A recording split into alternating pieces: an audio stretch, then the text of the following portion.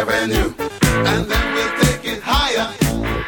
The Game Sports Show is pleased to shout out a partner, additional home, and sponsor to Northern Superior Brewing Company, located on 50 Pym Street in Sault Ste. Marie, Ontario. Northern Superior Brewing Company having a strong presence locally with many beers to offer. With much involvement in the community of Sault Ste. Marie, Northern has a sport and friendly-like atmosphere within its tap room, and during the summer months, it is a must to visit Pier 55 to enjoy some delicious food, amazing view of the water, and view of the Bush Pulling Museum right on the cusp of the Hub Trail, and of course, all of that down with a delicious brew from Northern Superior. Northern Superior Brewing Company. It's a northern thing. Booyah, and it's time for the Game Sports Show. It is Dave McCaig here, live on location from Northern Superior Brewing Company. It is Thursday, November the 8th, 2018, and we have an action-packed show here tonight, as always, for the Game Sports Show. I want to say thank you for coming on by to listen to us here on the Game Sports Show, making us a part of your night. You're listening to the Game Sports Show on thegamesportshow.podbean.com, on the website, thegamesportshow.com, or on the YouTube channel titled Scott Mason. Either way, thank you for joining us. I have Justin Hykel here with me tonight, and we're going to bring him in just a few moments. We are expecting Dane to come on by as well here tonight. So the panel is supposed to be yours truly, Justin and Dane, as Brad Kochmilo is unable to come by tonight. But we'll make sure that we provide the best that we can, especially in the local front, without Brad here on location. We have an action-packed show, as I mentioned just a few moments ago. Myself and Justin and Dane will be discussing the National Hockey League and also be discussing the local scene here in Sault Ste. Marie. And with the local scene, it'll be yours truly discussing that with special guest and no stranger to the Game Sports Show, Craig Hartsburg, former NHL player and NHL coach. And he'll be sharing his thoughts about the Sault Ste. Marie Greyhounds hot start and some hot topics in the National Hockey League. And that'll be right after the first break here. And then to conclude the show in the third part, be myself, Justin, and Dane, to be discussing some more NHL news, especially with those Ottawa Senator players taking an Uber and not being appropriate in the Uber is a very light way to put it. Now, with the Game Sports Show, if you are on the website or on the Podbean page, don't be shy to veer over and listen to some other shows. Also, to veer over on the website, the merchandise section, to check out our merchandise page for our t-shirt, as you have the opportunity to purchase a shirt for $25 with the proceeds going towards Northern Quitters in Need and Big Brother, Big Sister, two of our many proud sponsors on the Game Sports Show. And if you're on the Podbean page, don't hesitate to veer over and hit follow. I know it's a little bit of a lengthy process in signing up. It's not spam. All you have to do is type in your name and email, and you get notifications for when the Twin Sault's only local, regional, national sports show, the Game Sports Show, gets uploads. You will get notifications for that. Also, you might have clicked through to get to the Podbean page by the Game Sports Show Facebook page, or you might have done that through one of our Facebook pages. Either or, don't be shy to like the Facebook page. The likes are growing, and we also have trivia questions that we're going to be asking sporadically and surprisingly for your chance to win a great prize courtesy of one of our sponsors or within a local business here in Sault Ste. Marie. We currently have one question that's up. You have about 24 hours still to answer. That's from the time of this recording, as on Friday night we will be announcing the winner of the first trivia question that was put on Facebook. And that question is, when Matt D'Agostini, what year, round, and pick and team was he drafted in the National Hockey League? You simply can answer by direct message or commenting on the post. Now, with the trivia question, we are going to be doing it sporadically and surprisingly, as I mentioned, and we're hopefully, with all the reaction that we get, we hope to do Facebook Live draws each time is the plan, but we will say on this first part of the trivia question, it is just going to be announced on the Facebook page. The prize is a Sports Center free large pizza. Sports Center named Sault Ste. Marie's best sports bar for the third year in a row, so definitely a good atmosphere to be a part of. And as I mentioned, another great atmosphere to be a part of is here at Northern Superior Brewing Company. Great beer and great time here at Northern Superior, and the best brewmaster around with Blake Winter and the best representatives here at Northern Superior Brewing Company. They have a nice tap room here with a nice projector and big screen for you to have a chance to watch the big game that is on, and obviously the delicious Northern Superior Brewing products. Now, as I mentioned, with having the show at Sports Center, with having the show at Northern Superior Brewing Company here tonight, the Game Sports Show has many shows, so make sure that you follow, because we have our Monday show at the Wicked Sister, our Wednesday show at Sports Center, our Thursday show here at Northern, and we will now be having special edition shows at Icebreaker Sports Bar. Now, at Icebreakers. That is the old Centro or the old Chili Willies or the old Brody's, whatever way you want to say it, but upstairs at the John Rose Community Center. They do plan to open this weekend. Now, they might get adjusted based on some liquor and some licensing and doing some stuff. It's a transition, trying to get open as quickly as possible there at Icebreakers, but we will be having special editions on weekends, Saturday or Sundays. Myself, Justin, Dane, Jamie, or Matt will be there, as well as Brad Kochemilio for some Thunderbird pre- and post-game reaction, also some Sault Ste. Greyhounds pre- and post-game reaction as well. So the Twin Sault's only local regional national sports show, keeping you up to date with many shows and opportunities throughout the week. So make sure you follow all our social media platforms and our Podbean site, especially to make sure you keep in touch with the shows. Now, without further ado, bring in the one and only Justin Hykel. Justin, how you doing, sir? Not too bad. Made my first appearance of the week after a touch football championship weekend hangover last weekend. So yeah, it's good to be back. Yeah, and we had an action-packed show yesterday at Sports Center. You can listen to that edition with talking about the Core Colts senior team having a game this Saturday at Superior Heights for the OFSA NASA final. And they play at 2 o'clock there against West Ferris. It's going to be a wicked game, absolutely. And the Game Sports Show will be on hand to watch that as well. And that's going to be part of the special edition uploads powered by Icebreakers and also powered by Northern Superior Brewing Company and powered by Sports Center, all our sponsors. Because everyone here on the Game Sports Show is all equal when it comes to sponsors. Obviously, having our homes here at the Wicked Sister Sports Center in Northern, and obviously welcoming in the Icebreakers to do the special editions to make sure we get the extra promotion for the local hockey and or football scene. Now, Justin, one thing I want to say about here at Northern Superior Brewing Company about this delicious beer. What's the beer that you currently have in your glass right there? That's Red Maple, correct? 100%. I am on the Red Maple tonight. That's very good beer. It was brewed this earlier this year, and definitely I gotta say Blake Winter did a good job, and the team here at Northern Superior getting that out. It's a great touch with beer, adding maple syrup. I never thought that'd be a good ingredient. It was rekindling my underage high school drinking days back when we used to get Red Maple from the old Northern store on Bay Street. Oh, okay. Wow, you're not that old though. No, I'm a young 24-year-old here. A young 24-year-old. Young 24-year-old. 9. So I like to call this introduction as quick and dirty as possible, as we have Craig coming in. He'll be in for about a half hour. Then we have our segment. Our show, we plan not to be more than an hour and 15 minutes. Definitely no more than an hour and a half, as yours truly does have to boogie, as I got a Mayor's Open game, as the Game Sports Show Mayor's Open team hopes to improve to 6-1 and keep up with being in first place in the Mayor's League. Definitely, when you want to look at some good hockey, want to watch some good men's league, competitive men's league, and maybe some ex-pros, some people that are still trying to make it. I know that's not me. Just some guys out there having fun, to be with the friends. It's definitely some good hockey to watch. So you can go to the SooHL.com and you can get the schedule there to watch the Mayor's Open games. There's other for the Mayor's League 2. You can also look at those games, get a schedule if you're looking for something to do if the Thunderbirds, Greyhounds, or other local sports are not in action. Now, Justin, I'm going to say, I know it's just you. Dane is having a habit of not being on time right now. Hopefully he didn't catch the someone on this panel's, habits of being late. But we're going to take our first break. You're going to take an extra little bit of a break. And it's going to be myself and Craig Hartsburg talking about the Sault Ste. Greyhounds and the National Hockey League updates and some hot topics, along with a little bonus funny topic about the Metropolitan Division and the division name.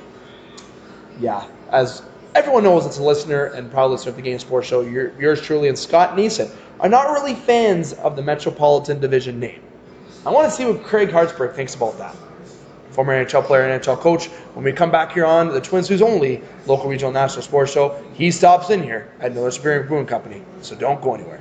The Game Sports Show is pleased to shout out a partner, additional home, and sponsor to Northern Superior Brewing Company, located on 50 Pym Street in Sault Ste. Marie, Ontario. Northern Superior Brewing Company having a strong presence locally with many beers to offer. With much involvement in the community of Sault Ste. Marie, Northern has a sport and friendly-like atmosphere within its tap room, and during the summer months, it is a must to visit Pier 55 to enjoy some delicious food, amazing view of the water, and view of the Bush Pulling Museum, right on the cusp of the Hub Trail, and of course, all of that down with a delicious brew from Northern Superior. Northern Superior Brewing Brewing Company. It's a northern thing. The Game Sports Show would like to thank an additional sponsor and special edition home to the game, Silver Creek Golf Course, located on 104 Bellow Lake Road, Garden River, Ontario. And also shout out thank you to Silver Creek GM Jamie Henderson. Silver Creek Golf Course has many specials to offer for 18 holes, 9 holes, and even Twilight Deal specials. It does not matter what your level of golf game is, it is a must to enjoy the scenic course, memorable experiences that Silver Golf Course offers. Silver Creek also offers a Thursday wing night for you to enjoy food after a stellar time on the course. You can book your tee time by phone or online at golfsilvercreek.com. Silver Creek Golf Course, where all are welcome to play. The Game Sports Show would like to thank an additional sponsor and additional home to the Game Sports Show, Sports Center Bar and Grill. Sports Center Bar and Grill, located on 624 Wellington Street West, Sault Ste. Marie, Ontario. Sports Center rated top sports bar for the second year in a row. At Sports Center, enjoy their famous 75-cent wing night along with delicious Molson products on tap, along with a great atmosphere and other great food options available as well.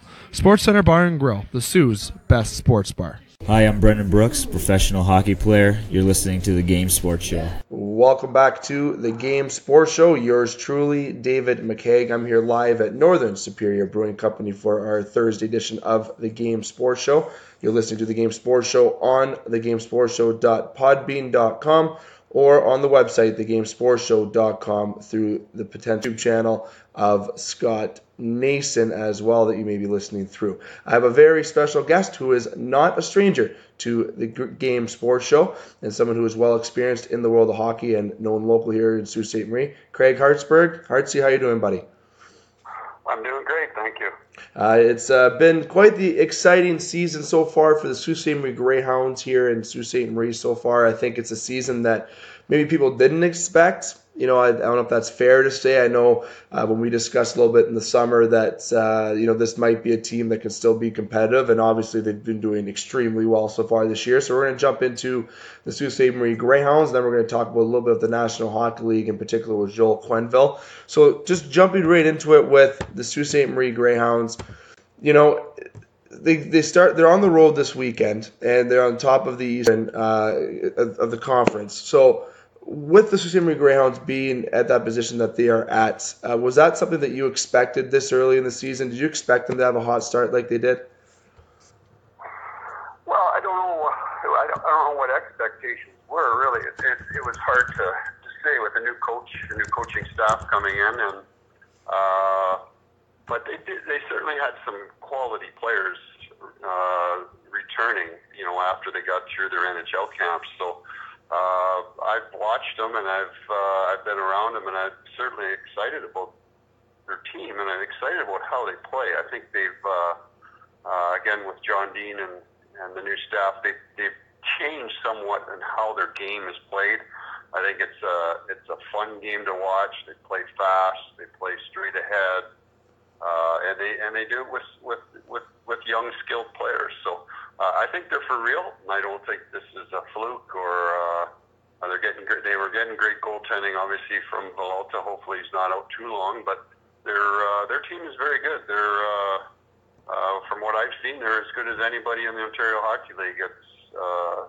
And I think a lot of credit goes to obviously the new coaching staff. They've implemented a different style of game, and I think it's a fun game to watch. They play a really up-tempo game, straight ahead. It's less east-west, and it's a pressure game that is hard for teams to handle. No, for sure. And Soo Greyhounds are 12-3, 3-1 tops of the Western Conference. I know I might have slipped and said Eastern there, but they are definitely in the Western Conference. The London Knights are right behind them. They did play 3 less games. London 16 games, 10-4-2. I find the Western Conference extremely exciting in the OHL this year. Saginaw has kind of got my attention. I know they only a couple games above 500, but I see a hardworking team there, and obviously their goalie has caught a lot of the spotlights in the world of the media in terms of dancing and his cartwheels and different kind of stuff there. So going back to the Hounds, though, they're in a very, I think, a competitive Western Conference. When you look over at the East, there's some obviously good teams there. Ottawa 67s, who will be up in Sault Ste. Marie very soon. You have Mississauga, who's a good team, and I'm also a fan of Niagara and also Sudbury. I don't think you should count out Sudbury, the Pilon twins there, Sioux natives there. So So very competitive all around the OHL, but the Western Conference seems very tight this year. Is it possible? And we're only 19 games in, like I said, so we still have a lot of games to go here in the regular season. And do you think the Hounds have what it takes to stay atop of the Western Conference? And do they potentially have a chance to get as far as they did last year? Well, I think the league every year it's different, and I think last year obviously there was a couple teams, the Soo being one of them, that were head and shoulders above everybody else. And what I see this year is that there's a lot of parity. There's from top to bottom. There's not a big difference between the top teams and to the bottom teams, and which will make an exciting year for everybody. It should make for an exciting playoffs, and I think last year was again going into the playoffs. You'd be surprised if the Soo Greyhounds wouldn't have gone as far as they did. So this year it's going to be a new challenge for them, but I certainly like their team. I like how they're playing, and right now, and you're getting close to a third of the season done. So I think you start to see now that they are for real, and I think a lot will depend as the season goes on on what teams will want to try to add older players, and I'm not sure where the Soo is at as far as having assets to trade, but there will be some teams that will try to add some older players, and that can always change the dynamics of the conference. But right now, if I'm a Soo Greyhound fans, I'm really liking our team, and I like our chances. See, I think it's fair to say with the Hounds having Frost and Barrett Hayton as a 1-2 center punch, I think that might be, if not the most lethal 1-2 punch when it comes to the OHL in terms of centers. And having that kind of impact, I'm a fan of, seeing the offensive wows in an offensive team, but I don't know if this is even fair to say, because you did just touch on it with potential trades, if they're even going to go that route. I'm not sure if that would be an option, what they could trade with the Hounds, but having those two top guys being your go-to guys for the fronts with the first line, second line, respectively. People do say that the Hounds are one defenseman away. I know with Rasmus Sandin not being with the Hounds this year, was definitely a blow to that blue line. I'm not sure if you agree that they do have the top two centers in the league, firstly, but also if they're maybe one defenseman away. So if that is an option, that if a trade is reasonable, that if they should consider it. Well, I think you're still a ways away from having to make that decision. But again, I think with those two guys at center, anytime you have two top center in the league or in any league, they're going to make players around them better. They're going to make their wingers better. They're going to make young players better. And I think that's what they've done. Those two guys have come back from their teams and maybe taken them a little bit of time to adjust, being back, and also a new coaching staff. But you can see their talent and their experience during hockey games. It takes over, and what they have to add or can add are probably two different situations. So, but again, they're the top of the league right now, and they're young, and I'm not sure where they're headed as far as trades, but it's a situation that's been pretty exciting to watch. Again, with a lot of new faces that have blended right in and continue to win hockey games. For sure. And lastly, with the Sault Ste. Marie Greyhounds, Hayden and Frost, with the World Juniors coming right around the corner, you would have to expect that they would potentially, obviously Barrett Hayton, but should be I would like to say almost a sure lock to play for the World Juniors this year. But is it potential you could see two Greyhounds play in there this year? Well, there's potential, but you're also looking at three leagues, and even if there's kids that play in U.S. colleges, so there's only 20 spots on the team, and it'll be, I'm sure they'll both have a chance and be invited to the camp, but you hate to see anybody disappointed just if they don't make the team but are at the camp, because it's still an honor. But I would expect the two to be invited to the camp, and then after that it's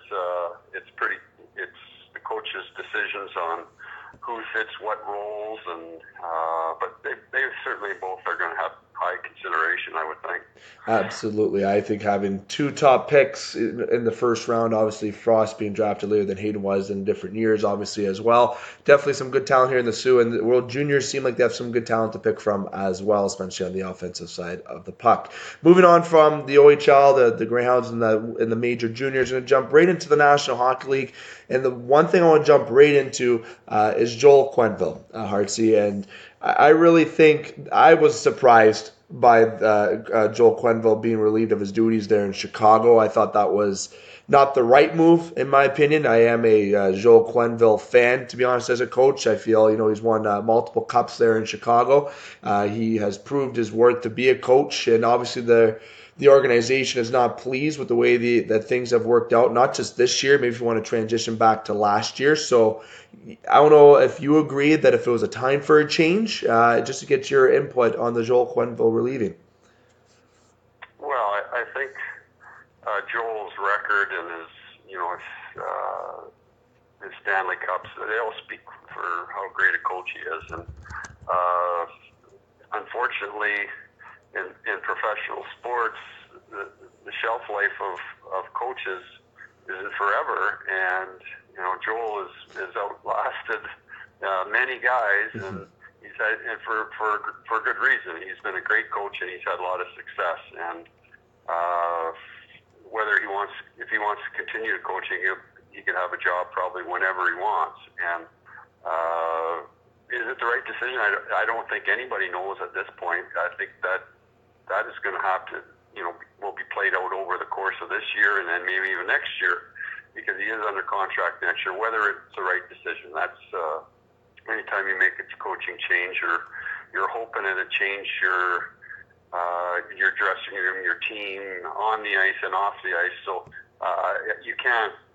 I don't think anybody can say whether it's right or wrong at this point. I think you're going to have to wait and see how the team responds, and they have obviously been up and down, and their expectations are a lot higher than where they're sitting in the standings. So I like Joel as a person. I've got to know him over the years, and he's a good person, and obviously is a great coach. So, but I'm sure it was a tough decision by the management in Chicago based on all the success, and they're a little hampered in their lineup there because of the salary cap issues and the amount of money that they did give their top players, who deserved it with 3 Stanley Cups. But that does have an effect on the rest of your team. And if you look at their team now, where it was, or where it is right now, and then where it was when they won those cups, I think the supporting cast is not near as good as it was, again, in those Stanley Cup years.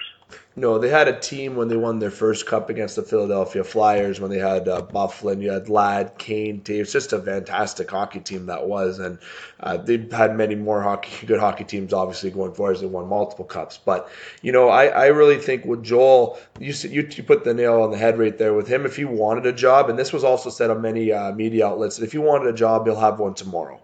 And that's the kind of stature that he's developed in the National Hockey League. And, there's one team that everybody now is pointing finger at for it, and they're a team that is not off to a hot start, and it's a team that is quite familiar with Joel Quenneville as well, and that's the St. Louis Blues. Now, we don't like to see, I'm not a big fan of saying this coach should be relieved of his duties or whatnot. You don't want to see anyone out of a position of a job from a sport that they love, but, is it a chance that we do see him back this year, or potentially if you were in his shoes, would you consider taking the entire year off? Because he is still getting paid. If you want to go down that business route comment there, it's he's still getting paid. He has time to think. Maybe he wants to consider it over with his family. But the two options between taking some time or jumping right into it, is it wise that he does take time, and is there a potential landing spot for him back in St. Louis?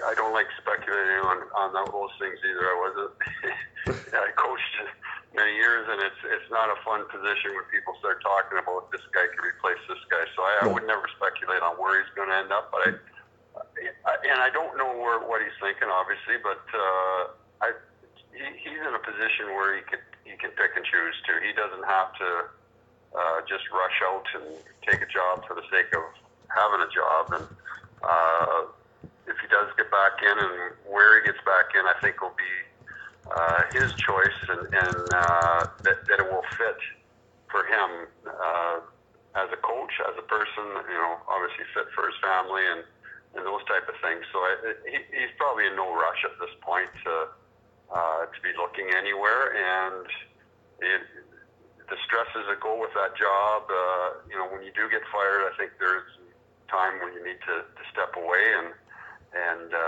take some personal time to evaluate things. And I'm sure Joel's doing that. And where he'll end up, who knows? And he's obviously had a great record, great coach, and if he wants to continue coaching, he'll find the right spot for himself. Absolutely, I couldn't agree more. And it is very difficult to speculate in terms of, because you never want to say, he's going to go here, because you don't want to kind of have that coach be in the position. Exactly, because you're also talking about another person's life and another person's family that has to listen to all that stuff. And they're professionals and they're well compensated, so a lot of people don't feel sorry for him, but I know it does affect a lot more people than just the actual coach. There's family, sometimes there's children involved that have to listen to this, go to school, and your dad's getting fired, I hear, which is not a fun thing to go through for anybody. And so again, I'm hoping that every coach in the National Hockey League has success and none of them get fired, but that's not really not the case, as we've seen two guys already go. Yeah. So, but again, I think that Joel will take some time, sit back, and then there'll be certainly options for him down the road, I would think. Absolutely. Dave McCaig alongside Craig Hartsburg here. A couple more things with the National Hockey League I want to touch on, and you touched on it there with a team that actually relieved one of their coaches, the Los Angeles Kings. Now, we're going to touch on a couple more topics in NHL, but one team I wanted to talk about in the National Hockey League this year was the Los Angeles Kings. There's a team that, spent a lot of money on their core guys. And you talked about the salary cap just a few moments ago there with Chicago and how, they still had success in a couple of years. There's another team with LA who won a cup as well. So, you have a team like LA right now that's 3-7 in their past 10. They won their last 2 in a row. They're 5-8-1 on the season. And they're in a division in the Pacific that's extremely steep. You got San Jose, Calgary, Vancouver, Edmonton, and just last week, Calgary, Vancouver, and Edmonton were the top 2 teams in that division at one point. So very good for Canada hockey when you want to think of it that way. But that division's pretty steep. And then you got Vegas, who's off to a slow start. So the division that I wanted to talk about with you right now is that Pacific Division, and especially with LA and how they're maybe in a big issue because of the salary cap. Well, it comes along with winning Stanley Cups, I think. And you look at Chicago and you look at LA, they won Stanley Cups, and their top players were their top players in those Stanley Cup years. So they certainly deserve to be paid. They certainly deserve the contracts they got, but at some point it seems to catch up with those teams, and it maybe it's just part of the league, part of the way the National Hockey League works. There's one team that has kind of gotten through that is the Boston Bruins, and they won some Stanley Cups, but they changed their team very quietly from a big, tough, strong team to fast and skilled, and they did it without taking a big dip, and which is you have to look at what they've done, which is pretty amazing. But I think LA is kind of falling into the same situation that Chicago. Their expectations are so high. When you win a Stanley Cup once, you want more. You win it twice, you want even more. And they've had great goaltending, both those teams, and both their goaltenders have gone through some injury problems. So it's a tough situation for those teams, because again, they've paid the price to win, and now they're maybe not quite as good as they were in those years, and that burden of high expectations can take a big toll on those franchises as well, especially in the media and with their fans as well. See, you have Kovalchuk, who's 35 years old, has a pretty lengthy contract. Kopitar, you do get into those situations, and just to wrap up with the Pacific Division quick, Vegas off to a slow start. LA, despite slow starts, they're still only 14, 15 games in still. So that's one thing that really sticks out to me. Things can change in a matter of a week or two in the National Hockey League. But continuing with kind of the salary cap thing and transitioning more into the NHL, William Nylander with the Toronto Maple Leafs. Okay, now, if you're a Toronto Maple Leaf fan, okay, you're looking at an outlet every morning, every lunch break, every dinner, or before bed. You're just waiting to see that upload on Sportsnet, on TSN, on Maple Leafs Instagram, Facebook, whatever the heck it may be, the Game Sports Show links, I don't know, whatever you want to see here. You're trying to see that one upload that says William Nylander, has blank. Okay, if it's signed, traded, quit hockey, it doesn't even, it's almost at the point of saying that, okay, when is this going to be over?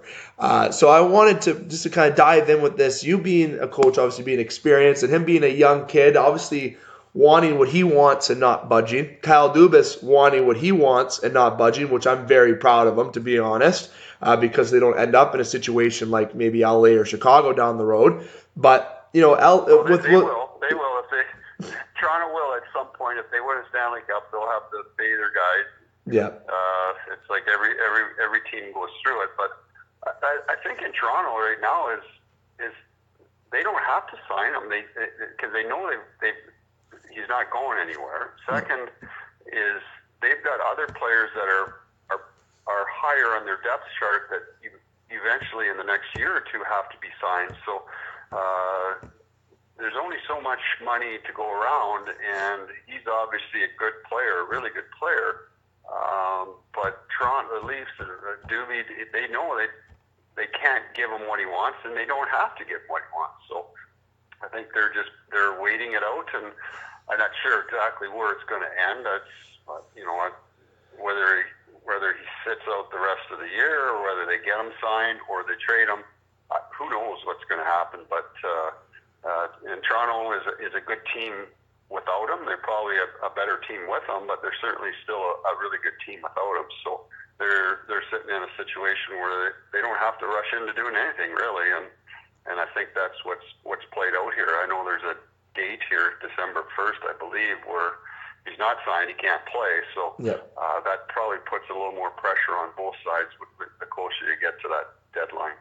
See, and just basically a straight-out question, is this a mistake for William to hold out, or even for Dubas to hold out? Is it a mistake at all? Like, I know you just mentioned that. I don't think it's a mistake for the Toronto Maple Leafs to do what they're doing. They have to look at the money side of it, and it's not just for this year. You're talking the next 5-6 years. They have to be looking at it. And as far as the player, you know what? I don't know. I've never really been in that situation as a player where you're going to try to sit out to maximize your earning capacity at a young age. And so whether he's making a mistake, again, I think you'll know more as this moves along. But I do believe that he is a good player, and I think he's a good player in the league that eventually will get back to playing, and he'll make his money. He's going to have a long career. Yeah, absolutely. He's a very slick player is the way I like to define him. I know Austin Matthews had a lot of success with Kasperi Kapanen. Now, obviously, Austin is still out for at least another 3 weeks with that shoulder injury, which is unfortunate. But I guess Leaf fans are saying, thank God we signed John Tavares, especially because that kind of eases the pain. And more in the National Hockey League here with some teams before we get to our bonus topic in the NHL. I think so far early in the year that we've had a lot of surprising teams. And I think it's fair to say Montreal has overachieved. Buffalo, I'm not sure if you want to consider them overachieving with only being one game above 500, but I feel like they've been in hockey games and actually a pretty exciting team to watch. The New York Islanders, 8-4. They're top of the Metropolitan right now. I did not expect the Islanders to be 8-4. To be straight out honest there and blunt, especially after losing John Tavares. Obviously, with the coaching change and the management change and some signings and some changes, it seems like the Islanders are really clicking over there. Again, Again, still early, but over in the West, you got Nashville, who's obviously is 12-3 at tops in the Western Conference. Winnipeg is still doing well, 8-5. A friend of the show, a friend of mine, Paul Maurice. It's 8-5 on the year, still respectable. Colorado Avalanche are a team that I actually really enjoy to watch. Mikko Rantanen's very exciting to watch, Nathan McKinnon. And we've already talked about the Pacific Division and how the Canadian teams are doing well there. I wanted to ask you, what team or teams, to kind of put you on the spot, have been surprising you early on in the season? Well, I think you hit it on the head. I think Montreal, obviously, going into the season, there was not a lot of expectations there from outside. Obviously, inside, they probably had higher expectations than the outside. But and I find them fun to watch. They've got some good young skilled players. I think Domi has been a good player for them. So they've been surprising. I think the Islanders as well. And I think when you lose a top player like Tavares, the expectations are your team's going to get worse. But I think they're proving that again that it's a team game, and people now have different roles there, and some have bigger roles, and they've obviously filled them. So, but again, like I say, it's early. I think the one team that's surprised me a little bit on the other side of it is Florida. I really thought that they would come out of the gate a lot better. You know, still a lot of hockey left to play, but they ended last season on a real positive where they took a run at making the playoffs in the last half of the year. And like their young players are really good, but for some reason they've had a sluggish start and just haven't been able to get it 100% going. But again, they still have time, but they just don't want to wait as long as they did last year before they start to play. It was a tough road to catch up there in the last half of the year, but I'm a little surprised on their start.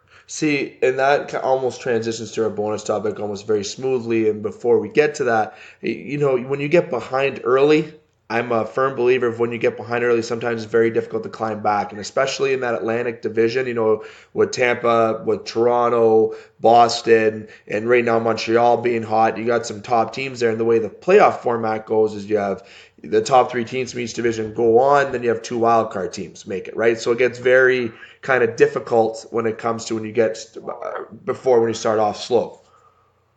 Oh, it's hard. It's a really tough league to catch up on, and with a lot of those 3-point games and overtime and shootouts, it's tough to catch up. It is. And they say by Thanksgiving in the U.S., if you go back and look at the playoffs in the last 3-4 years, the teams that are in a playoff spot, at Thanksgiving in the U.S., there's not a huge turnover at the end of the year. So if you've got a spot at Thanksgiving or end of November, the odds are you're going to keep it. There's obviously a few teams that will shuffle back and forth, but over the last few years, there's not a big change in that. And it's just as the season goes on, the games get so tight, so tough, and to go on a streak where you got to win 9 out of 10 or there's 12 out of 13 games to get yourself in a playoff spot is real hard. Yeah. And it doesn't matter what your schedule. If you think you're playing teams that are out of the playoffs, it doesn't matter. You're still playing NHL teams with quality players that can beat you on any given night. So you don't want to get yourself where you're chasing big time after Christmas, because it's a tough road to go. Very tough. Now, last thing, and it, like I said, transitions perfectly to our last topic here, the NHL playoff format. Now, the NHL's went through a lot of changes. You know, my friend, or obviously one of the co-hosts of the show and host of the show across the river in Sault Ste, Michigan, Scott Nason, loved it when it was called the Conn Smythe, the Clarence Campbell, all the like that. He's an old style, old soul when it comes to the way the format was before. To be honest, I'm a fan of having 1 to 8 and like how they used to have it with the Eastern Conference ranked and have it formatted out that way. This new format with 3 teams from the division going on, then 2 wild cards. I was very skeptical. I've kind of warmed up to it now. And the only thing I still don't agree with is a Metropolitan Division name. I couldn't agree with Scott Nason more, actually. I kind of wish they would have made a better name for that. But at the end of the day, we're not talking about division names. We're talking about the format. And now what is being murmured and rumored around the media outlets and kind of, we're getting around that CBA talking time, and people are saying how if the next CBA that has to come out, there might be a lockout already. Like the way I love how us here in the media like to speculate everything and make stories, but the format of the playoffs, they're obviously an expansion. Seattle is going to happen in the matter of their 2020, their 2021, a few years that you're going to see Seattle jump into the National Hockey League, and they might expand to more teams. I don't know if you want to look at maybe Quebec getting a team back, or if they're even going to try to make a team overseas. Who knows what's going to happen there, but I'm really a firm believer that if you add teams, obviously that might alter the format a little bit. But I don't know if you get one or two teams. I really don't think that you have to alter the format. I already think that the Stanley Cup is the hardest trophy to win in sports and one of the longest. Obviously, next to basketball, follows this very similar format and how lengthy it is. So, Hartsy, going to you with this, if the NHL is going to propose a longer playoff format with more teams getting in, do you agree with this? Or, and this is pure speculating based on if anybody's going to get more teams in the league, or do you think that, even if you add some teams, just leave it as is? I just leave it as is.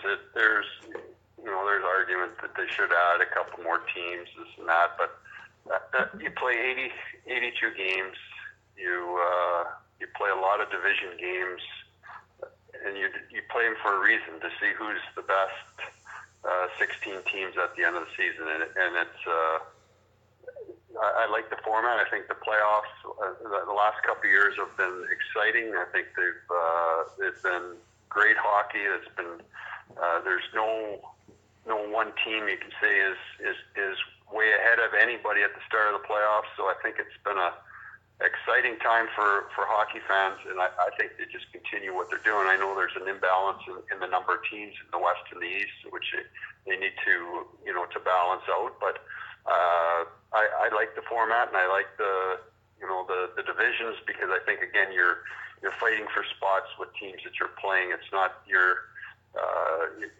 Columbus is playing the New York Rangers or New York Islanders down the stretch, those games truly mean playoff spots, and you're fighting for the same spot in a lot of situations, rather than fighting. You're trying to play in this 1 through 8 or whatever. I think this is the best way to do it, and I think we've seen some great hockey in the playoffs, but also in the last half of the year, where it's become so competitive to get those wild card spots and even the last spots in your own division. So to me, it's been a lot of fun to watch, and hopefully they don't change any. No, I certainly hope and cannot agree more that they don't change anything. But do you think they should change the Metropolitan Division name, though? That is a strange one for me, too. I don't know. I think they could have come up with something a little better, but it is what it is. And, I don't know what the alternative is, but it is a little strange. No, it is very strange. It's like, you wonder if they sat there at the booth, at the table, and said, "Okay, we just got to think of a name. We just have to think of Sesame Street." I don't know. I really don't know what was going through the minds. But again, I know Scott Nason gets a little kick out of that, and I do agree with him that maybe potentially moving forward to make another name, but I don't think that's going to happen. I don't think I can make that impact and start a petition to get that changed. I don't think the NHL is going to listen to that. Probably not. Probably not. There's obviously a lot more that would be great to touch on, Craig, but we do have time constraints, obviously, when it comes to doing shows. So we're going to save some of the other stuff for another time for when you're on. Sure. I want to say thank you for taking the time to come on by, and we're going to have you on in the very near future. Okay, thanks for having me. Of course. We're going to take a quick break here on the Game Sports Show. When we come back, Dane and Justin will be back on here on the Game Sports Show, as we will be discussing more of the National Hockey League, so don't go anywhere. The Game Sports Show is pleased to shout out a partner, additional home, and sponsor to Northern Superior Brewing Company, located on 50 Pym Street in Sault Ste. Marie, Ontario. Northern Superior Brewing Company having a strong presence locally with many beers to offer. With much involvement in the community of Sault Ste. Marie, Northern has a sport and friendly-like atmosphere within its tap room, and during the summer months, it is a must to visit Pier 55 to enjoy some delicious food, amazing view of the water, and view of the Bush Pulling Museum, right on the cusp of the Hub Trail, and of course, all of that down with a delicious brew from Northern Superior. Northern Superior Brewing Brewing Company. It's a northern thing. Get Wicked Catering from the crew at the Wicked Sister. We like to think of ourselves as foodies. While our favorite foods are paired with a beer tasting at the Wicked Sister, you can now have the same creative menu for your next catered business luncheon, family get-together, wedding, or holiday party. Our white truffle risotto appeals to your gluten-free and vegetarian guests. Add sautéed shrimp or freshly grilled chicken for a pop of protein. Or let us build you a custom menu to suit your needs. From plated events of 15 to buffets for 200, the Wicked Sister will cater your event with tapas, snacks, cravables, or a full sit-down dinner. The Wicked Sister, where you'll be treated like family, whether you like it or not. The Game Sports Show would like to thank a list of additional sponsors. North Shore Sports and Auto, new location located on 647 McDonald Avenue, Sault Ste. Marie. A family-owned and operated business with doing business in Sault Ste. Marie for over 10 years. Loads of products available for your enjoyment for all seasons.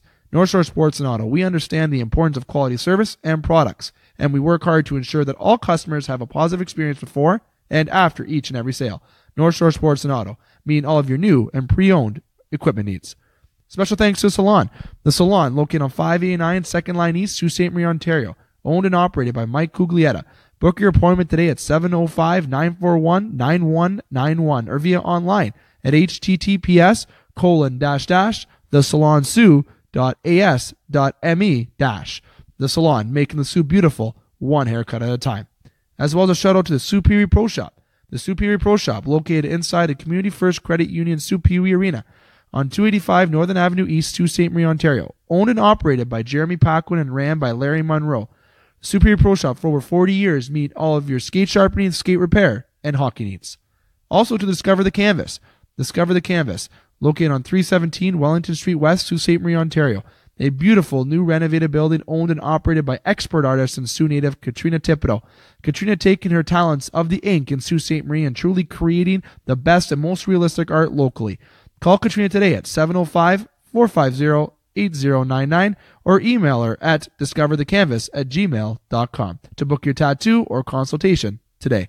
Hi, it's Craig Hartsburg, former NHL player and NHL coach. Welcome to the Game Sports Show. Welcome back to the Game Sports Show. Yours truly, David McCaig. I'm alongside Justin Hykel, who has made his way back to the table here at Northern Superior Brewing Company. I want to say thanks to Craig Hartsburg for coming on by here for the Game Sports Show. Always a great time with Craig Hartsburg. Now, sadly, Justin, it seems like I was able to tell the future because I was worried about Dane. Dane will not be coming by here tonight as he had something come up. He is running late with his dinner because he's seen his uncle for the first time in a year.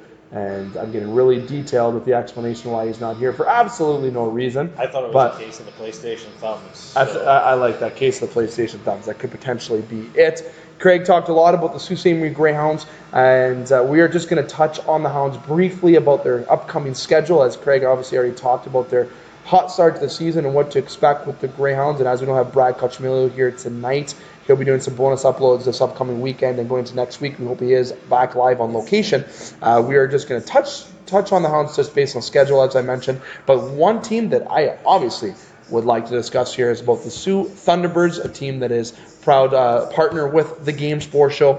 Now, they just finished their long weekend. If you listen to the previous edition of the Game Sports Show, we had head coach John Parker on, and he was talking about this weekend and how, being on that road trip for 3 games, that is extremely tough.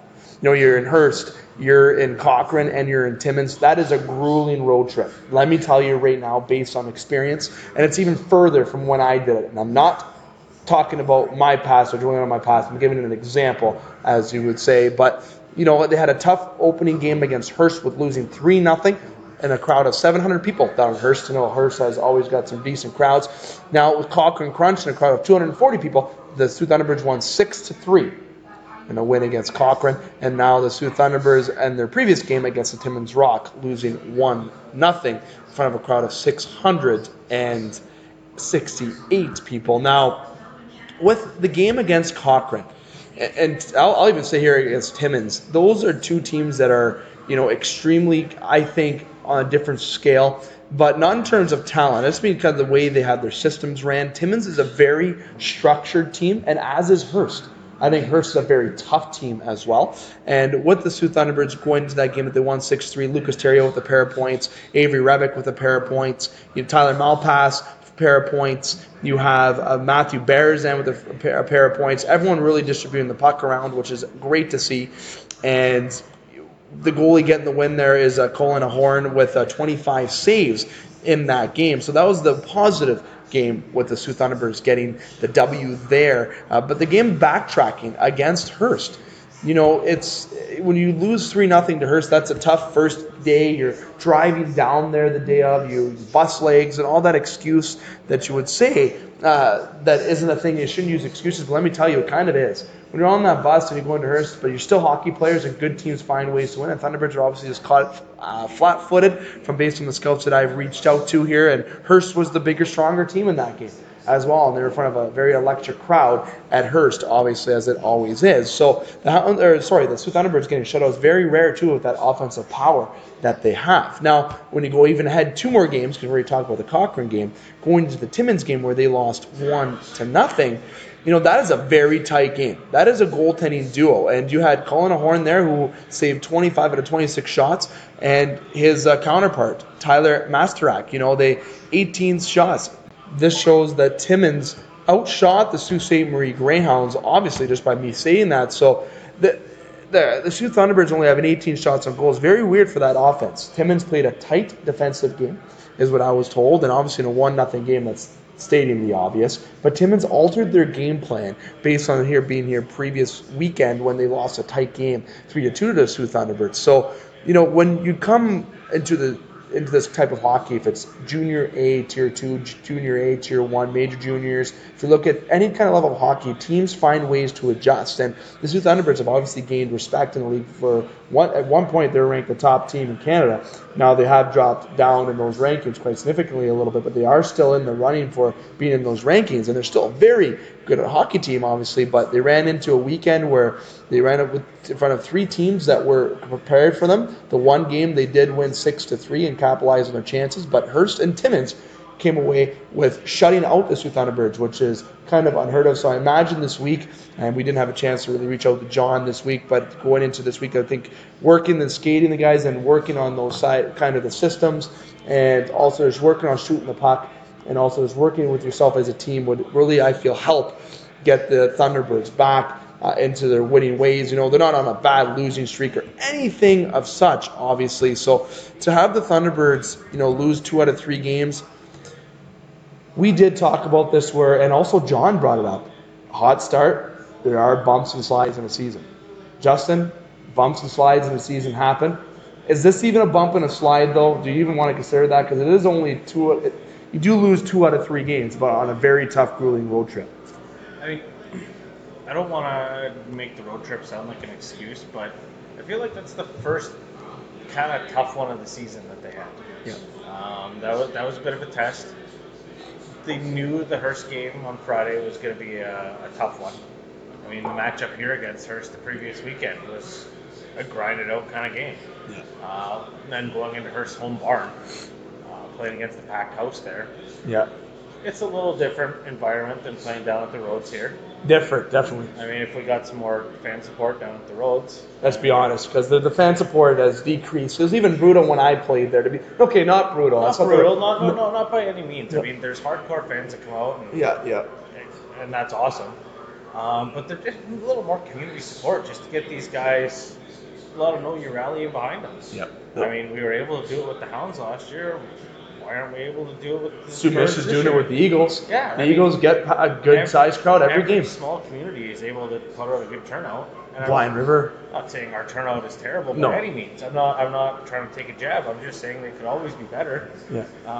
And these guys that are playing their butts off would really, really, really appreciate it. And they're a really good team, the Soo Thunderbirds, and a great group of guys, great management, great staff as well. And the Soo Thunderbirds, in their past 10 games, they're 5-5.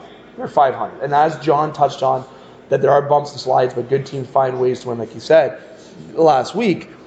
He's a good coach. He knows what he's doing, and those are good players in our locker room. They know what they're going to do to try to get this back in the winning ways, but there's nothing even to be concerned about. There are 19 games played, one of the least in the league next to Kirkland and Hearst. Now, Kirkland is 15-14, and they're in the Eastern Conference, or the Eastern Division, and they have 30 points. So they're tops in the NOJHL period, but the Soo Thunderbirds are 14-5.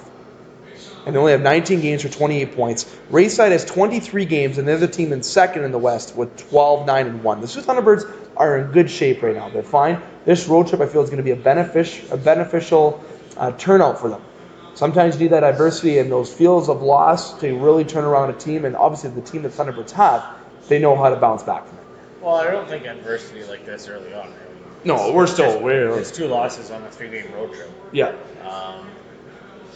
I don't think this is a bad thing. I think it's something for these guys to build around, and I think it's maybe some bulletin board fodder for the for the locker room, especially if the loss to Hearst. And I think that's maybe getting shut out though. That is difficult, and some people wonder if it diminishes a confidence. Not these guys. No, it's not going to happen again. No. We'll tell you for free that's no, not a chance. No.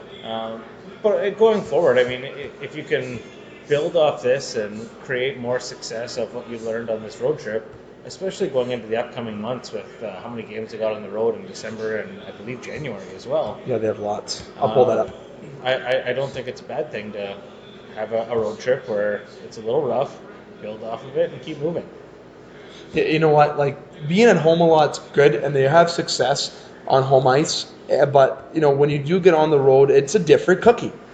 It is a different cookie. It's not easy. Especially doing this stuff, it's not easy. Especially when you're going on the road with 5 losses, well, not even 5 losses at the time. And, all the rankings and the junior hockey rankings and, where the Thunderbirds were at the beginning of October. Yeah. So the other teams are looking at that too, right? It's different preparation too. Well, that's just it. I mean, some of the other coaches you have a bigger target on your back. Yep. Now, in December, they're at the roads 3 times out of 4. 1 game's at the Polar. I always considered the Polar a home game because you get the Soo Thunderbirds fans over the border, and let me tell you, though, the Eagle fans are quite hostile, okay? Especially if you played in BR, they used to throw beaver tails on the ice. It's a real interesting mix over there. Yeah, it is. And that's what's good for, I love the atmosphere there at Polar, much as I do at the John Rhodes. But if you live in Sault Ste. Marie, you got to do that at least once in your life. Yeah, and I will say in January, though, their next home game after December, okay, is January the 17th at the SR Center. Okay, so that's against the Express. So their last home game of 2018, so in December, okay, their last game is going to be against the Rayside Balfour Canadians on the 15th. So they're not home for a month. And they have to have a little Christmas break between December 21, and then you go back and play. You don't play until January the 4th. So you get some time off. The boys will probably go home for Christmas, come back for around the New Year's time. But then they're going to Elliott Lake. They're going to Sudbury. And then you know what they got January 11th, 12th, and 13th? Kirkland Lake, Powassan. And they got the Rapids in there as well. You got another road trip there that you got to face. So this road trip is something for them, a little test. They know what they have to do to change and adjust, and I'm confident that they will. Well, and those road trips come, December, January, February. Those are a little longer road trips, just based on the weather, the travel around here. December, yeah. You know what I mean? We saw some of it this morning already. The white stuff on the ground. I mean, my travel to work was extended by 2-3 minutes, so... That wasn't able to go as fast. And my front right tire was lower in air for some freaking That's a Dodge reason. problem, Dave. Oh, okay. That's awesome to not promote Dodge. I guess they're not going to be a sponsor of the show anytime soon. Moving on, though, from the local scene. Moving on with the local scene. Sorry, as we talked about the Soo Thunderbirds. The Soo Thunderbirds are in action, I will remind you. They are in action Saturday, November the 10th. They play Rayside, and they play the John Rhodes at 7 o'clock. That is November the 10th at the Rhodes. Their next home game is the 15th. And that is Wednesday against the Blind River Beavers. And they will play the John Rhodes at 7 o'clock. And I'm sorry, the 15th is a Thursday. Producer Ghost just buzzed me in the ear. Dave, that's a Thursday, not a Wednesday. So again, that's the 10th this weekend against Rayside. And then next Thursday against the Blind River Beavers at the John Rhodes Community Center. And then they will be off on the road in Blind River on the 17th and in Chelmsford on the 18th. All the games at 7, except the one in Chelmsford is at 6:30. So the Thunderbirds have an action-packed week, big divisional games. hopefully Thunderbirds get back onto the winning ways starting on Saturday against the Rayside Balfour Canadians. 7 o'clock puck drop at the John Rhodes Community Center. Transitioning to the Sault Ste. Marie Greyhounds again quickly, just to get through their schedule, as Craig Hartsburg really talked about the Sault Ste. Marie Greyhounds already when he was on the show. We are just going to briefly talk about the schedule with the Sault Ste. Marie Greyhounds for upcoming games. For the Sault Ste. Marie Greyhounds upcoming games, they do play Friday, which would be tomorrow. They are against Flint, a team that is very, let's just say, struggling a whole bunch. That's all I want to say, and in all due respect. So the Hounds will be playing in Flint at 7 o'clock, and then on Saturday at 7:05. So it's 7 o'clock Friday and 7:05 Saturday against Saginaw. Very excited about this game for Saginaw. Saginaw really impresses me despite their record. I'm very impressed with Saginaw's work ethic and team. The Hounds obviously having a better record of being the favorites this weekend in both games. Don't underestimate Saginaw in that game. It's going to be a very good game indeed. Next weekend is when they're back home. And Justin, sorry, I'll cut you off there. Have you seen Saginaw's goalie's dancing skills? Yeah, he's been doing the moonwalk. The moonwalk, and he did the cartwheel, and he's doing his little celebrations. He might be doing that if he gets to win against the Hounds, because I know Saginaw has a little sour taste about the playoffs last year. I know Don Cherry has a sour taste about the Soo Greyhounds last year, but apparently we're hot dogs. But our hot dogs, the Soo Greyhounds, are rolling for sure, and they're howling right now, despite a shootout loss to Erie last weekend. Erie played a very good game that weekend. Okay, now Erie was below the Hounds in the conference, but I will tell you right now, Erie was a hard-working team that game, and they outplayed the Hounds in certain aspects. The Hounds were too pretty in that game, in my opinion, which is why I believe they ended up ultimately getting the loss. But they did get a big overtime win against Guelph and a hard-fought game there against the Guelph Storm. Now, getting to what I was saying, the next weekend, which is November the 16th, they play the Ottawa 67s. Myself and Scott Neeson will be on scene at the GFL Memorial Gardens for that. Now, producer Ghost just buzzed me a little bit here too and told me that I said the SR Center for the Soo Thunderbirds game that's coming up. I apologize. It is called the Gardens. See, I still call it the SR Center. At least I don't call it Steelback Center. I mean, it's like me with the ACC. Yeah. So I apologize, listener. Yes, I know it's the GFL Gardens. I love that it's called the Gardens, by the way. I won't call it GFL Gardens. All due respect to GFL, is still the Gardens in my period. But again, next weekend they are here the 16th at 7 against Ottawa, and on Sunday against Windsor. And next week when we're here at Northern Superior Brewing Company, myself, Justin, Dane, and hopefully Brad will give you the up-to-date scoop with those games next weekend. So Justin, we're going to transition from the local hockey scene with me making a couple errors with naming the hockey rink and a couple of things producer Ghost had to jump in there for, as I'm sure he didn't want to erase some pre-record. He likes to show that he has his brain working once in a while. As I said, it is a he, producer Ghost. I wasn't supposed to give that away a couple weeks ago, but oopsie, I did. But Justin, moving on to the National Hockey League, we got some topics we're going to discuss. We know with Craig here, we talked about the William Nylander situation with him. I'm going to get your comments with in terms of what you think. You had some fascinating suggestions yourself. We're going to talk about the Ottawa Senators getting a little bit mouthy in an Uber or chirping their own team and staff, and what you think about that, and just some up-to-date news in the National Hockey League. Now, if we have time, we will jump into some baseball discussion or some roundtable discussion if possible. We only have about 15 minutes left, though, so we will see what we can do here. And we'll try our best for listeners to give them all the sports that we can here on this Thursday edition, which we talk about hockey and baseball and golf. But right now, obviously, the news is hockey. It's busy season, locally especially. So, Justin, though, the team that I want to talk about right now in the National Hockey League is the Ottawa Senators. Are you uber excited to talk about the Ottawa Senators?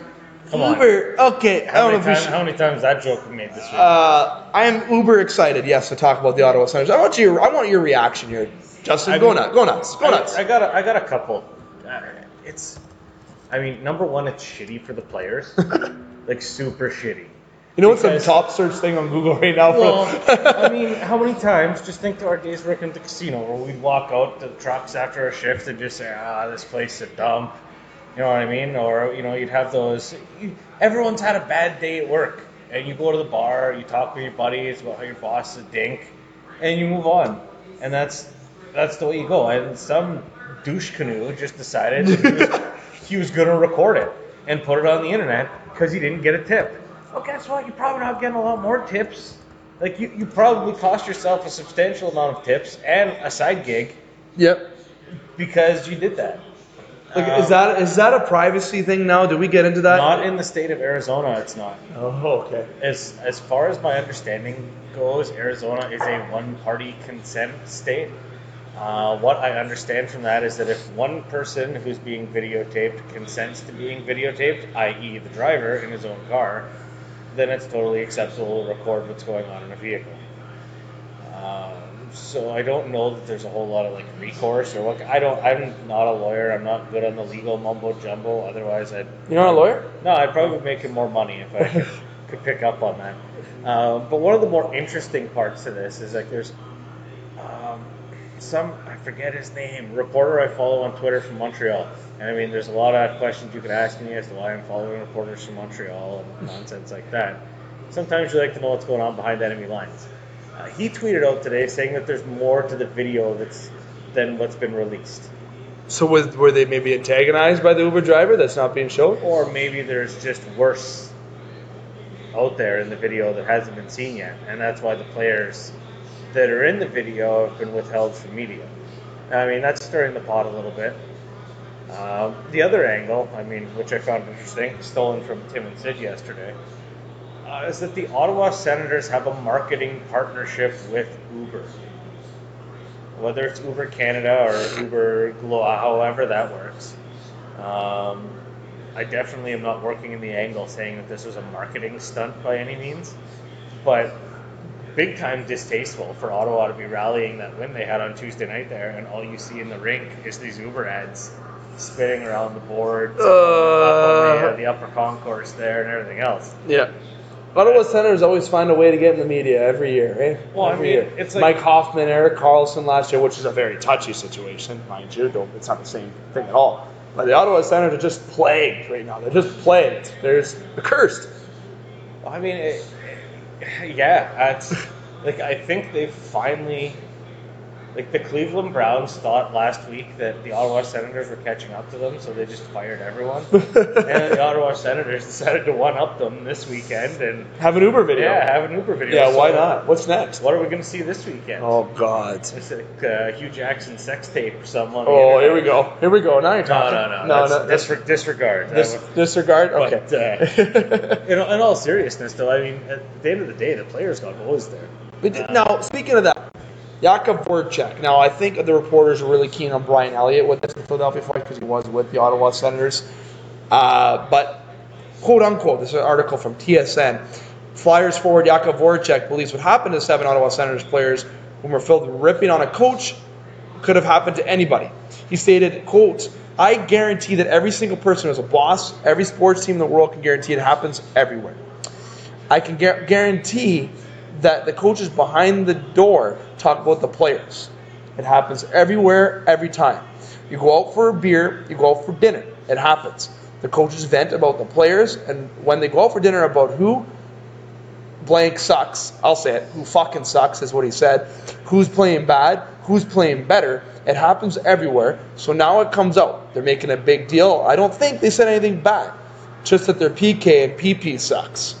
When Where Voracek has a problem is where the driver of the Uber is, who filmed the video for the Ottawa Senators. Now, he also went on to say, "Who gives a fuck? He's a fucking idiot. Do your job," is what Jakub Voracek said. Now, they hide that on things, but here on the Game Sports Show, we don't have to hide that, and that's we're live on radio. So that's the exciting thing. We have to swear without having to use one of my swear-free get-out-of-jail cards today. And he said, "You're an Uber driver. Drive cars. Don't sell copies to make some money. Get the fuck out of here. You know what happened? He's a loser."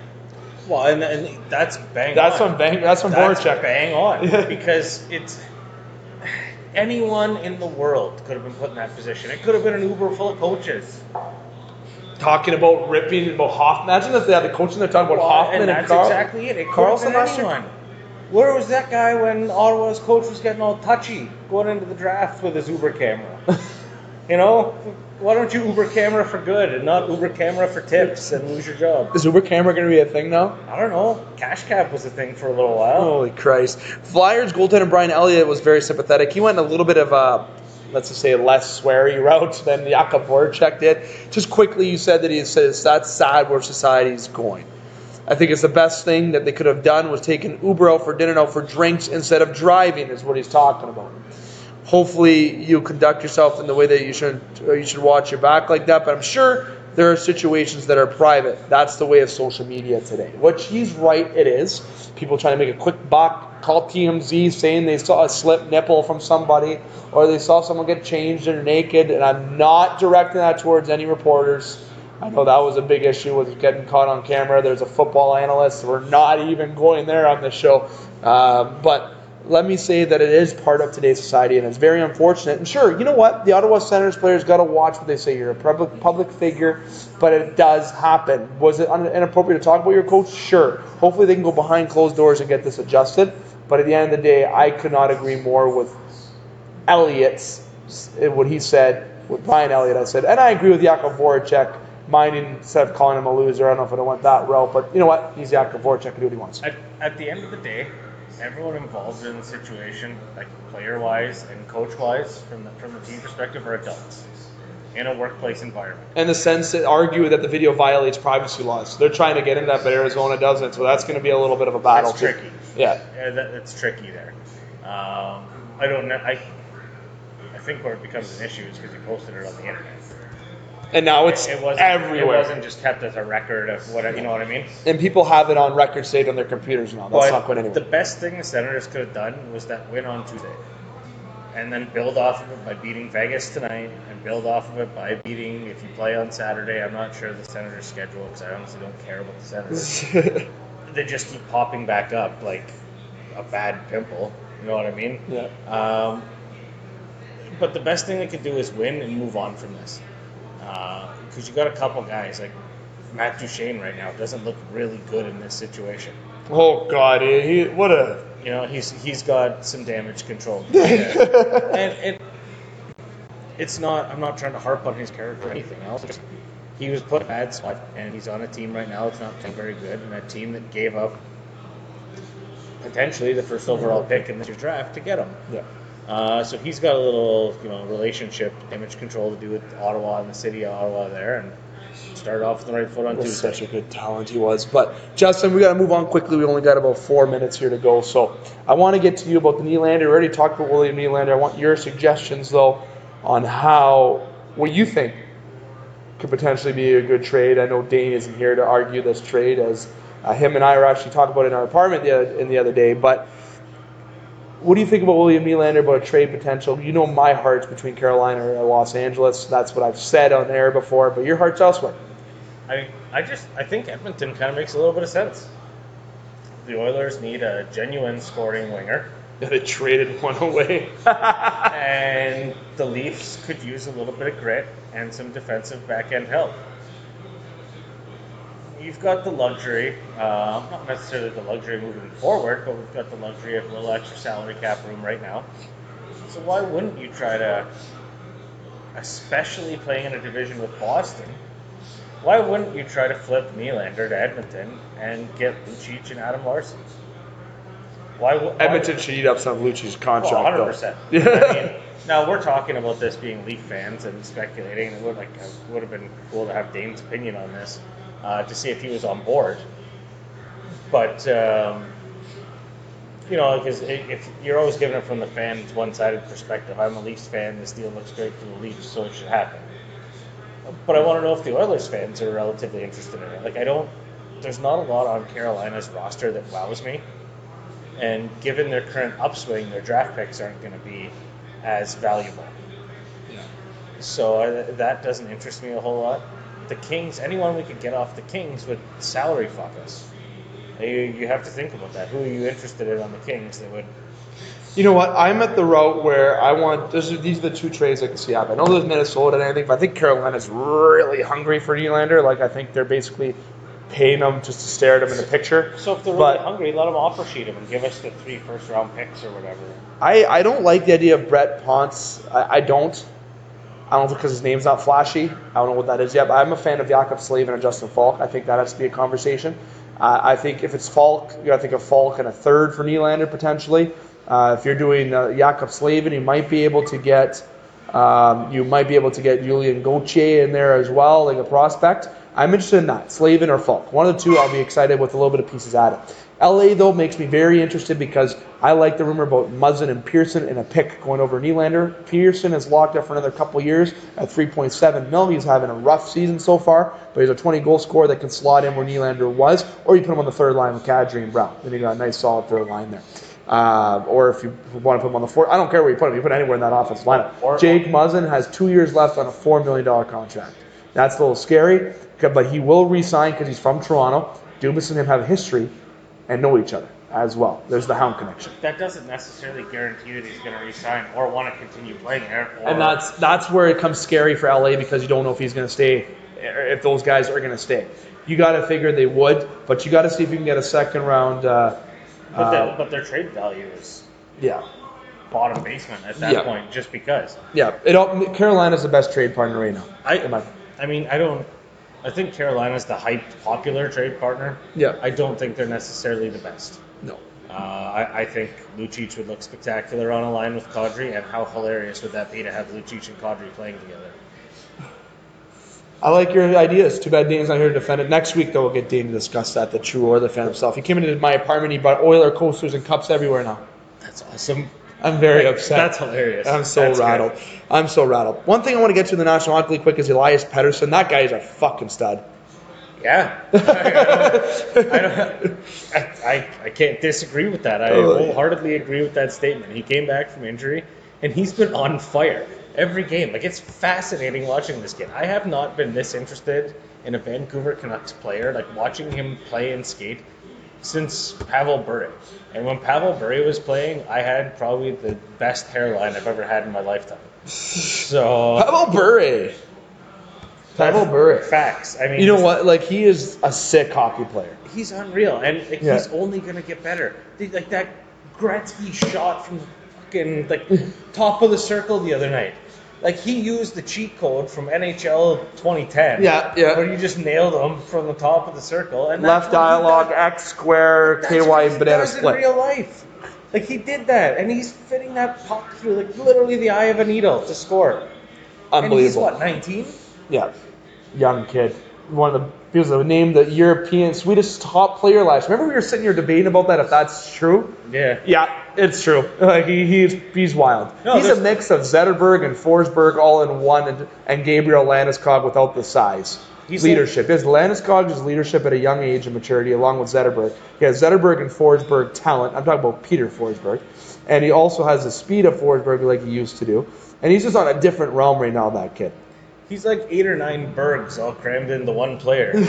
Like, that's, the Berg. Yeah, why not? Add another S in there. Why Pettersson with 2 S's? Give him another S because it's triple S. Vancouver hit the jackpot with this one. Yeah, they did. Now, Justin, we're getting crushed on time here. Getting told by producer Ghost and also by everything in general based on our time here that we have to wrap it up. So we're not going to get to any other discussions here than the National Hockey League that we wanted to touch, or with Major League Baseball, golf, or any other roundtable discussion that we have here on the Thursday edition, because we did have quite the action-packed show, and we have time constraints that we have to follow, so we have to do that. So, Justin, we're going to wrap up tonight's show. Any final thoughts for the National Hockey League from what we discussed? I mean, the only tidbit I also wanted to get in there was the St. Louis all-leaf line they had tonight. Yes. Okay. Soshnikov, Bozak, and Steen. Generational Toronto Leaf line. Former Leaf line is a Leaf line altogether. How interesting is that? I saw that and I thought it was fascinating. Because, number one, I didn't really think that Steen was healthy enough to play right now. No. And I also thought Soshnikov was in the KHL. So, I mean, that's what I know today. Watch Soshnikov gets a hat trick tonight. Doubtful. Very doubtful. Justin, we got other shows coming up this weekend. We will have bonus uploads, core football. We'll have that uploaded on the show. We also have the Soo Thunderbirds game on Saturday that we plan to attend and get some interviews there. We'll do all-in-one bonus uploads. Hopefully Icebreakers is kind of locked and loaded up there. Very 50-50, I like to say. We don't know yet. But we'll have some uploads this weekend. Going into next week, I'm show 6 to 8 on Monday, 6 to 7 on Eagle 95.1, 7 to 8 on the Podbean page.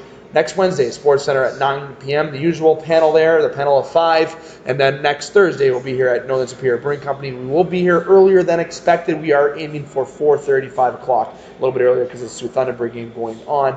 And that we are able to go earlier next week. So keep an eye open and your ears open for the time change for next week here at Northern Superior Brewing Company. Now, Justin, that's going to be the show for tonight. I want to say thank you to you for coming on by. I want to say thanks to Scott Nason, our board operator, Blake Winter, and Northern Superior Brewing Company, and to all our sponsors. Our sponsors, Northern Quitters in Need, Big Brother, Big Sister, North Shore Sports and Auto, The Salon, The Superior Pro Shop, Discover the Canvas, Pingator Cleaners, Eagle 95.1, Campbell Hockey, and Northern Signs. And a big thank you, obviously, to our homes of the show, the Wicked Sister, Sports Center Bar and Grill, and of course, Northern Superior Brewing Company. Justin, until next week. Or actually, I stand corrected. This weekend and next week. Yeah, we got the Super Sault Ste. Marie Sports Saturday this weekend. So Is that what we're going to call it? Super Soo Sports Saturday? Why not? Quadruple S? And the Least Bit Bruins. So Big weekend in sports and in professional sports. Absolutely. Now, get into the conclusion portion. Now that you're on the website, if you're on the Podbean page, Facebook page, whatever it may be, follow us on Facebook at The Game Sports Show, Instagram at The Game Sports Show SSM, Podbean page, thegamesportshow.com is the website, The Podbean page is thegamesportshow.podbean.com, or follow Scott Nason's YouTube channel, or better yet, follow all of that. Make sure you keep an eye on this posts that we have on each of those outlets. Now, once again, I want to say thanks to listeners for coming on by and making us a part of your night. And until next time, keep your stick on the ice, swing your bat, catch your touchdown, drain your threes, and shoot your shots. Booyah.